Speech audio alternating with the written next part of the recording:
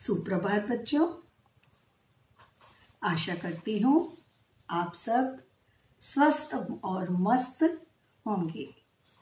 बच्चों, जिस तरह शरीर के लिए प्राण आवश्यक है, वैसे ही काव्य के लिए रसों का होना अनिवार्य है। रसों को काव्य की आत्मा कहा गया है।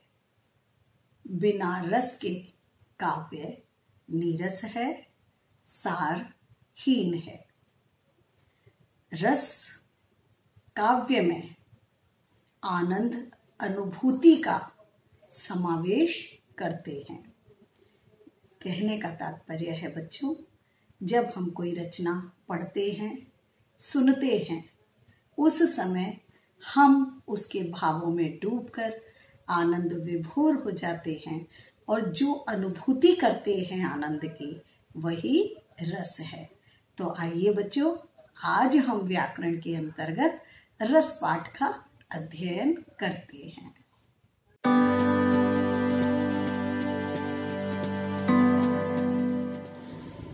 रस काव्य की आत्मा है। शब्दार्थ उसका शरीर है और अलंकार उसके आभूषण है।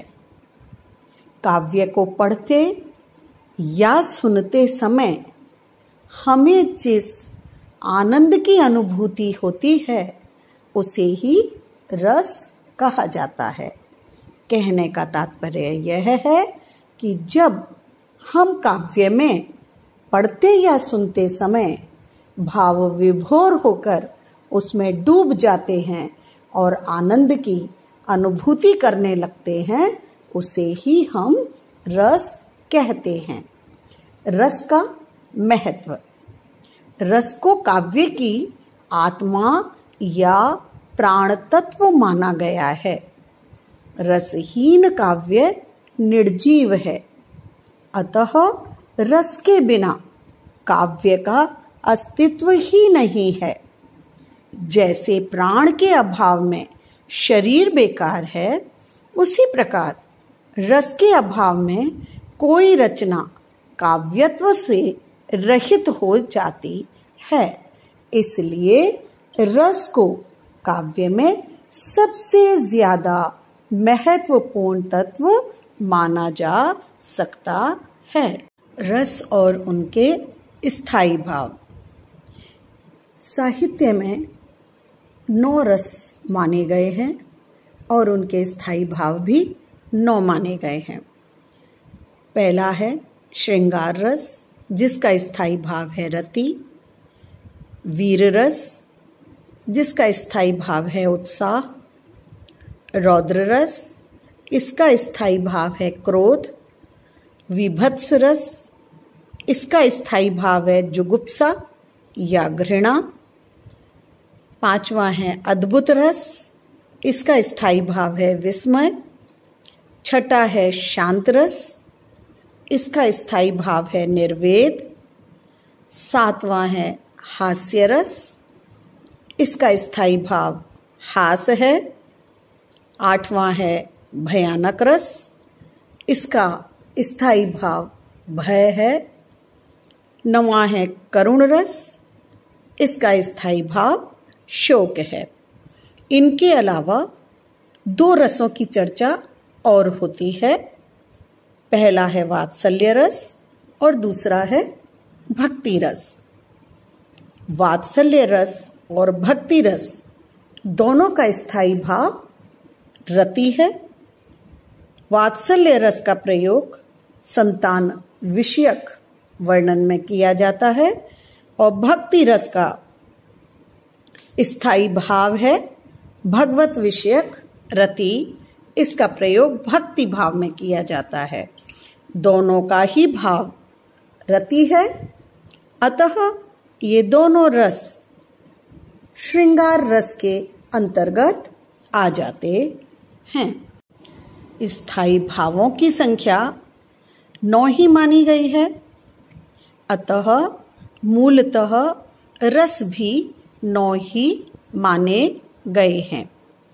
रति के 3 भेद माने जा सकते हैं: दाम्पत्य रति, वात्सल्य रति, भक्ति संबंधी रति। इन तीनों से क्रमशः श्रृंगार, वात्सल्य और भक्ति रस की उत्पत्ति होती है। रस के 4 अंग होते हैं। पहला है अनुभाव, विभाव, संचारी भाव और अंतिम है स्थायी भाव। अनुभाव किसे कहते हैं? भावों का बोध कराने वाले अनुभाव कहलाते हैं। विभाव जिन कारणों से भाव की उत्पत्ति होती है उसे विभाव कहते हैं। संचारी भाव स्थायी भाव को पुष्ट करने वाले संचारी भाव कहलाते हैं। अब आता है स्थायी भाव, जो भाव हृदय में सदैव विद्यमान रहते हैं किंतु अनुकूल कारण पाकर प्रकट हो जाते हैं, उन्हें हम स्थायी भाव कहते हैं। रसों का परिचय एवं उनके उदाहरण निम्नलिखित हैं। पहला, श्रृंगार रस।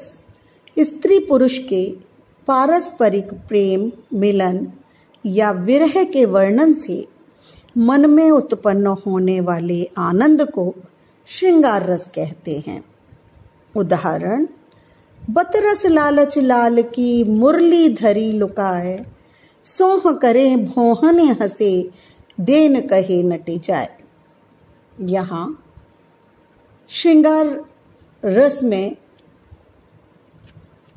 कवि बिहारी का दोहा लिया गया है।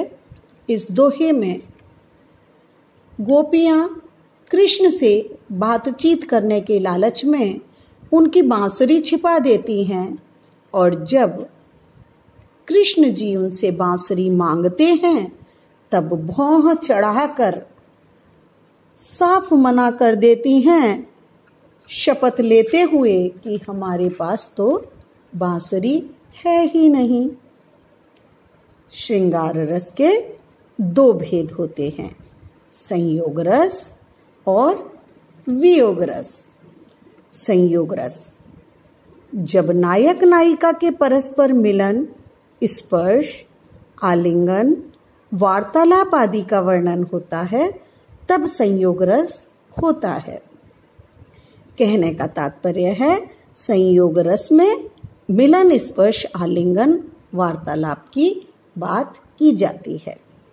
जैसे कंकन किंकनी नूपुर धुन सुनी, कहत लखन सन राम हृदय गुनी।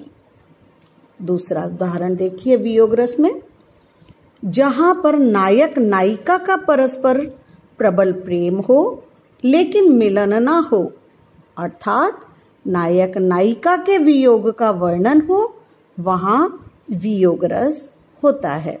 जैसे कान बहे बस बांसुरी के, अब कौन सखी हमको चाहिए।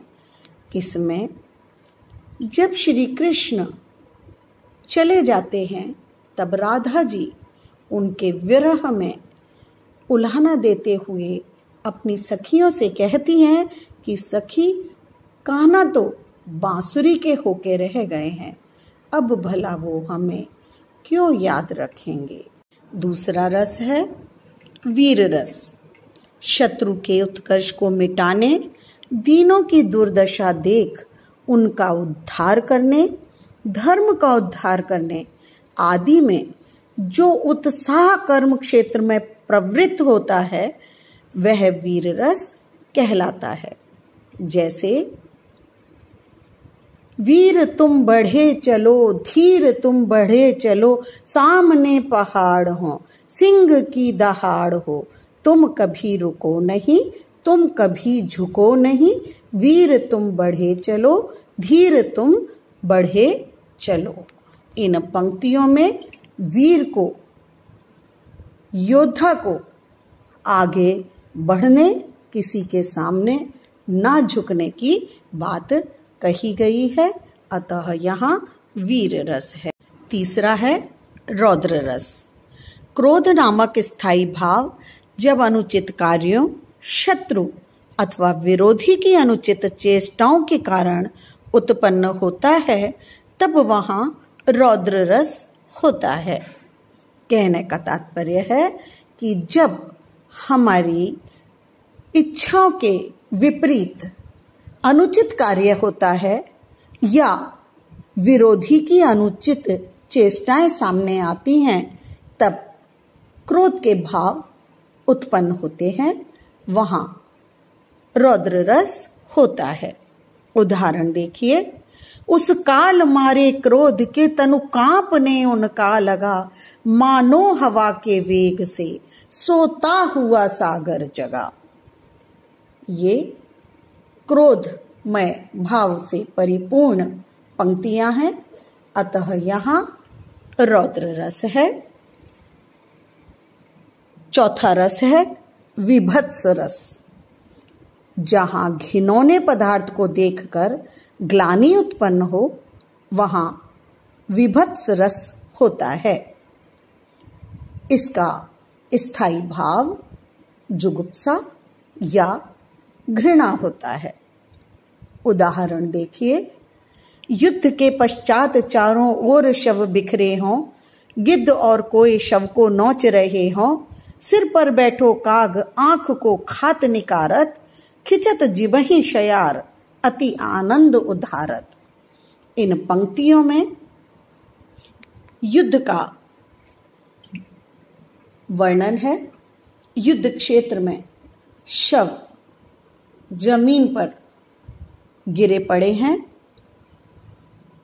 गिद्ध और कोए शवों को नोच नोच कर खा रहे हैं, सिर पर बैठे हुए कोए आंख निकालकर शवों की चबा रहे हैं।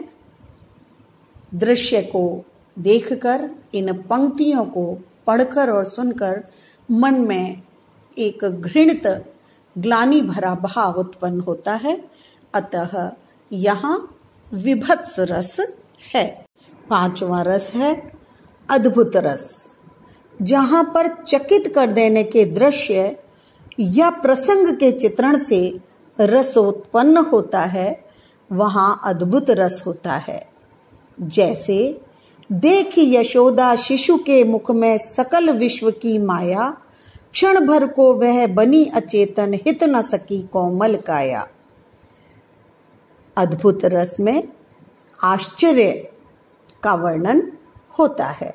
जब प्रसंग को देखकर पढ़ने वाला, देखने वाला या सुनने वाला आश्चर्य में पड़ जाए, तो वहां अद्भुत रस होता है। यहाँ पर कृष्ण और यशोदा का वर्णन है। जब उल्हाना लेकर गोपियां घर में आती हैं, तब क्रोधित होकर माँ ज्यों ही कृष्ण का मुंह खोलती है यह देखने के लिए कि उसने माखन खाया है या नहीं, तो श्री कृष्ण के मुख में सकल विश्व की माया को देखकर यशोदा मैया चकित रह जाती हैं, अचंभित रह जाती हैं। यहाँ अद्भुत रस है। अब आता है छठा शांत रस। जहां संसार के प्रति उदासीनता के भाव का वर्णन किया गया हो, वहां शांत रस होता है। जैसे मन रे तन कागद का पुतला, लागे बूंद विनस जाए छिन में गर्भ करे क्यों इतना। शांत रस में उदासीनता का भाव निहित होता है। इन पंक्तियों को देखिए, मन रे तन कागद का पुतला। कवि कहते हैं, अरे मन, ये शरीर कागज का पुतला है। पानी की एक बूंद गिरने मात्र से क्षण में समाप्त हो जाएगा, फिर इस पर इतना गर्व क्यों कर रहा है। यहाँ पर शांत रस है। सातवां रस है हास्य रस। वाणी, वेशभूषा, विकृत आकार इत्यादि के कारण मन में हास्य का भाव उत्पन्न होता है, उसे हास्य रस कहते हैं। कहने का तात्पर्य यह है कि जब हम सामान्य से हटकर कोई विचित्र वस्तु, व्यक्ति, वेशभूषा, बात सुनते या देखते हैं तो मन में हास्य का भाव पैदा होता है। पंक्तियां देखिए। मुन्ना ने मम्मी के सिर पर देखी 2-2 चोटी, भात उठा भाग गया, सिर पर सापिन लोटी। मुन्ना ने जब मम्मी के सिर पर 2-2 चोटी देखी तो मुन्ना मम्मी की इस अनूठी प्रतिमा को देखकर, उनकी मूरत को देखकर, उनकी सूरत को देखकर हंसने लग गया और भात लेकर भाग गया। तो यहाँ पर हंसी आने के कारण हास्य भाव है और हास्य रस है। अब 8वां है भयानक रस। किसी भयप्रद वस्तु, व्यक्ति या स्थिति का ऐसा वर्णन जो मन में भय का संचार करे तो वहाँ भयानक रस होता है। जैसे उधर गरजती सिंधु लहरियां कुटिल काल के जालों सी, चली आ रही फेन उगलती फन फैलाए व्यालों सी। कहने का तात्पर्य है जब भी कोई स्थिति या व्यक्ति का ऐसा वर्णन हो जो मन में भय, डर का संचार कर दे, वहाँ भयानक रस होता। 9वां है करुण रस। हृदय में स्थित शोक नामक स्थायी भाव का उद्भव होता है तो वहाँ करुण रस होता है। जैसे पंक्तियां देखिए। दुख ही जीवन की कथा रही क्या कहूँ, आज जो नहीं कही।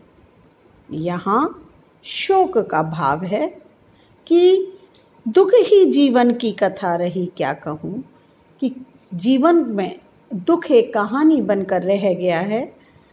आज उसके बारे में आज तक मैंने कोई भी बात नहीं कही है। बहुत अफसोस है, दुख है, शोक है। अतः यहाँ करुण रस है। मैंने आपको पढ़ाते समय 2 रस और बताए थे, वात्सल्य रस और भक्ति रस।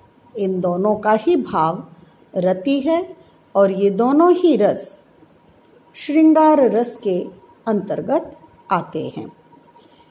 अन्य रस के उदाहरण देखिए और समझिए। वात्सल्य रस, पहले मैं आपको बता दूं, वात्सल्य रस संतान के लिए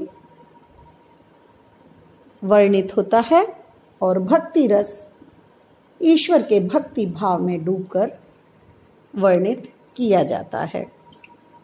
देखिए, वात्सल्य रस अपने से छोटे के प्रति स्नेह भाव का चित्रण होने पर वात्सल्य रस होता है।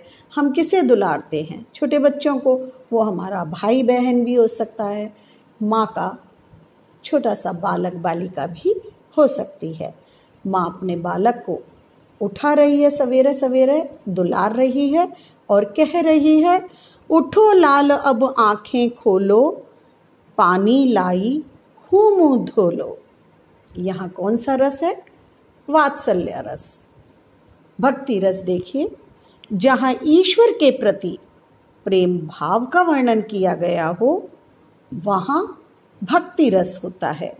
जैसे राम जपु राम जपु राम जपु बावरे, घोर भव नीर निधि जाम निज नावरे। यहाँ पर भक्ति भाव निहित है। पंक्तियों में राम का नाम जपने की बात कही जा रही है, इसलिए यहाँ पर भक्ति रस है। काव्य को पढ़ते या सुनते समय हमें जिस आनंद की अनुभूति होती है उसे हम रस कहते हैं। ये तो हमने रस पाठ में जाना। रस के 9 भाव जाने, रस के अंग देखे। आइए अब हम इनका प्रश्न उत्तर कार्य करते हैं। पहला लिखित का प्रश्न है, निम्नलिखित काव्यांश पंक्तियों में कौन सा रस है? सही का निशान लगाइए। संसार देखे अब हमारे शत्रु रण में मृत पड़े, कहते हुए ये घोषणा के हो गए उठकर खड़े। कौन सा रस है? सही उत्तर है रौद्र रस। ख देखिए, देख सुदामा की दीन दशा, करुणा करके करुणा निधि रोए, पानी परात के हाथ छुए नहीं, नैनन के जल सु पग धोए। सही उत्तर है करुण रस। बसो मेरे नैनन में नंदलाल, इसका उत्तर है श्रृंगार रस। घ है, जाओ अपने राम राज्य की आन बढ़ाओ, वीर वंश की बान देश का मान बढ़ाओ। इसका सही उत्तर है वीर रस। अंतिम है, भीतर मौन के द्वार खड़ी सुकुमार पिया के तन बिसिखे। इसका सही उत्तर है श्रृंगार रस। प्रश्न 2 है, निम्नलिखित रसों के स्थायी भाव लिखिए। पहला देखिए, श्रृंगार रस स्थायी भाव है रति, वीर रस स्थायी भाव है उत्साह, हास्य स्थायी भाव है हास, करुण रस स्थायी भाव है शोक, शांत रस स्थायी भाव है निर्वेद, अद्भुत रस स्थायी भाव है विस्मय, भयानक रस स्थायी भाव है भय, रौद्र रस स्थायी भाव है क्रोध, विभत्स रस स्थायी भाव है जुगुप्सा या घृणा। प्रश्न 3 है, निम्नलिखित काव्यांश पंक्तियों में कौन सा रस है? लिखिए। अब हमें रस बताना है। देखी यशोदा शिशु के मुख में सकल विश्व की माया, क्षण भर को वह बनी अचेतन, हित न सकी कोमल काया। यहाँ पर अद्भुत रस है। यशोदा जी कृष्ण के मुख में सकल विश्व की माया को देखकर आश्चर्यचकित रह गईं। माँ कहे एक कहानी, राजा था या रानी। इसमें माँ और बेटे का संवाद है। यहाँ श्रृंगार रस है। पिए बिन लागी काली रात, ये श्रृंगार वियोग रस है। दीवारों में चुन जाते हैं जो मासूम, टेक न तजते पी जाते हैं विष का घूंट। यहाँ करुण रस है। जो फांसी के तख्तों पर जाते हैं झूम, वो हंसते हंसते शूली को लेते चूम। इसमें वीर रस है। अंतिम है, श्री कृष्ण के सुन वचन अर्जुन क्रोध से जलने लगा, सब शोक अपना भूल कर करतल युगल मलने लगा। ये रौद्र रस है। प्रश्न 4 देखिए, निम्नलिखित प्रश्नों के उत्तर लिखिए। क रस किसे कहते हैं? उत्तर है, काव्य को पढ़ते या सुनते समय हमें जिस आनंद की अनुभूति होती है उसे रस कहते हैं। ख है, श्रृंगार रस का कोई एक उदाहरण लिखिए।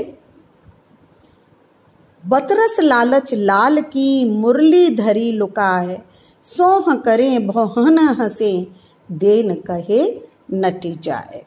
ये तो प्रश्न थे आपके रसपाठ के। अब गतिविधि का कार्य देखिए।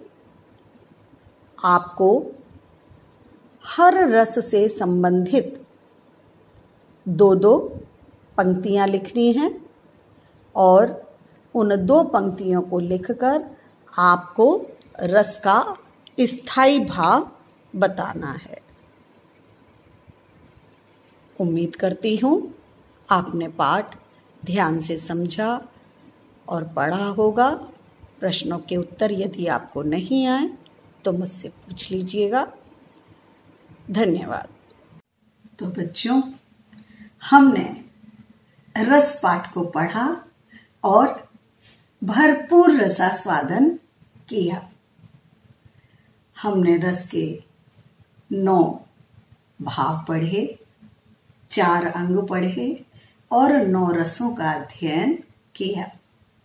उम्मीद करती हूँ आप सभी काव्य सृजन करेंगे और उसमें रसों का समावेश करते हुए अपने भावों की अभिव्यक्ति करेंगे।